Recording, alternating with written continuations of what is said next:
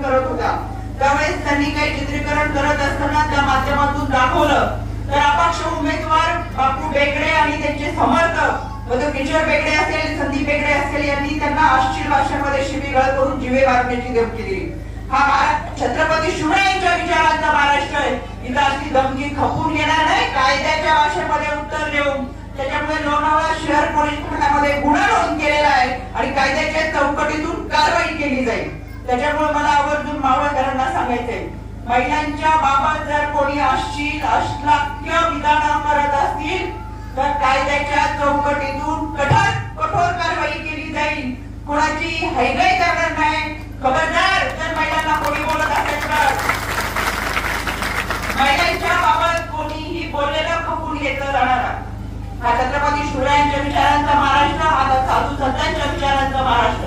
त्याच्यामुळे तुमच्याबद्दल जरी कोणी अशी विधानं करत असेल, कोणी असं बोलत असेल तर तातडीने गुन्हा नोंद करा.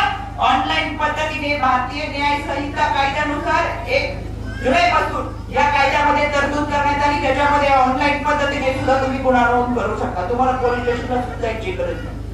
155-209 हा माझ्या आयोगाचा नंबर आहे, याच्यावरती तुम्ही गुन्हा नोंद करू शकता. त्याच्यामुळे या निमित्तानं माझी तुम्हाला विनंती आहे की अशा पद्धतीने कोणी अश्लील विधान करत असेल तर त्यांच्यावर कारवाई केली जाईल. पुण्याचे एकदा अण्णांनी खूप कामं केलेली आहेत. माझ्या छोट्या बहिणीने सुद्धा सांगितलं, म्हणजे लहान लहान मुलं सुद्धा बोलतात अण्णांनी किती कामं केली. त्या विरोधकांना अण्णा जेव्हा बरोबर स्पर्धा करता येत नाही किंवा फक्त टीका करणं हे काम असतं. त्याच्यामुळे तुझ्या बरोबरची स्पर्धा कोणीच करू शकत नाही, पण टीका करू शकतील.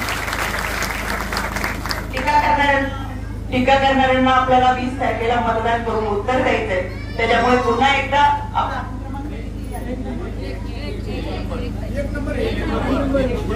आपल्याला 20 तारखेला 1 क्रमांकाचं बटन सुनील अण्णा शेळके चिन्ह घड्याळासमोरचं बटन दाबून अण्णाला प्रचंड मताने विजय करायचे. नंबर 1 माणूस 1 क्रमांकाचा आणि मताधिक्य सुद्धा 1 क्रमांकाने झालं पाहिजे. 2 नंबरचा विषयच नाही आपला. त्याच्यामुळे सगळं खणखणीतपणे आपली जबाबदारी आहे. मोठ्या प्रमाणात आपल्याला मतदान करायचंय. आपल्या सगळ्यांचं मतदान सकाळी लवकर करून आपल्या बरोबर आपल्या इतरांचं मतदान आपल्याला करून घ्यायचंय आणि 23 तारखेला गुलाल उधळण्यासाठी पुन्हा एकदा आपण सगळेजण भेटूयात. आज या विठू रुक्माईच्या सभा मंडपामध्ये प्रकाशाने मला आठवण होती, देहू आळंदीची वारी दरवर्षी पंढरीला जाते. या वारीमध्ये चालणारा वारकरी ऊन वारा पाऊस झेलत पंढरीच्या विठुरायाच्या दर्शनाची आस घेऊन जातो. अण्णा तुझी सुद्धा 5 वर्षाची अशीच तू या जनसेवेची वारी केली आणि खऱ्या अर्थानं 20 तारखेला जसा पंढरीचा